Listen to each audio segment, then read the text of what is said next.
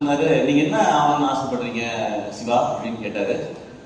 நான் சும்மா அப்ப எனக்கு ஹீரோ ஆகணுன்ற ஆசையே கிடையாது. நான் அப்போ வந்து டிவி பண்ணிட்டு இருந்தேன், வேட்டை மன்னன்ல ஒரு அசிஸ்டன்ட் டைரக்டர் ஒர்க் பண்ணிட்டு இருந்தேன், ஒரு காமெடி ரோலும் பண்ணிட்டு இருந்தேன். சரி இருந்தாலும் வம்புக்கு போன்னு சொல்லிட்டு நான் என்ன பண்ணேன், நான் எனக்கு ஹீரோ ஆகணும்னு ஆசைனேன். சிவா எதுக்கு உங்களுக்கு இந்த வேலை? நீங்க உங்களுக்கு இந்த டைமிங் நல்லா வருது, அதனால அப்படியே அந்த சைட்ல காமெடி ரோல் இந்த மாதிரி ஏதாவது ஒன்று ஆசைப்பட்டீங்கன்னா ஓகே. நான் சும்மா இல்லாம ஏன் நாங்கெல்லாம் ஆகக்கூடாது பாருங்க, தேவையில்லாத வேலை பாக்குறீங்க நீங்க.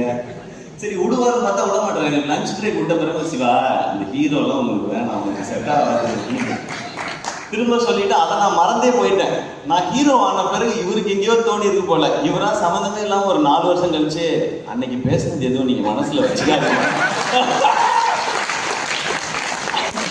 நான் மறந்துட்டேன் அந்த மேட்டரே. அதுக்கப்புறம் இதெல்லாம் நடந்துச்சு. ஸோ அந்த காலகட்டத்தில் நடுவில் எல்லாரும் பிஸி ஆகிடும்ல, அதில் நான் பேசாமல் இருந்தது இவர் மேலே கோபமாக இருக்கதா என்னைய வரைக்கும் நினச்சிக்கிட்டு இருக்காரு நான் ஹெல்ப் பண்ணிட்டேன் அப்படின்னு சொல்லி.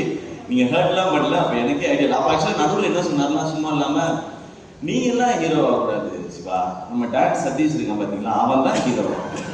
நீங்கள் அவங்க தான் காமெடி நான் நடிகன்னு சம்மந்தமே இல்லாமல் அவரெல்லாம் தோட்டு இதுக்குள்ள இந்த மாதிரி ஓப்பனா பேசுவாப்புல. அதனால பல பேர்கிட்ட பிரச்சனையா இருக்கு, பஞ்சாயத்தா இருக்கு, நிறைய இருக்கு, இன்னமும் ஆகிட்டே தான் இருக்கு. இந்த மாதிரி வெளிப்படையாக பேசக்கூடிய சினிக்ஸை நீங்க எப்படி ஹேண்டில் பண்ண போறீங்கன்றது அவங்களுடைய சேலஞ்சா இருக்கும்னு நினைக்கிறேன்.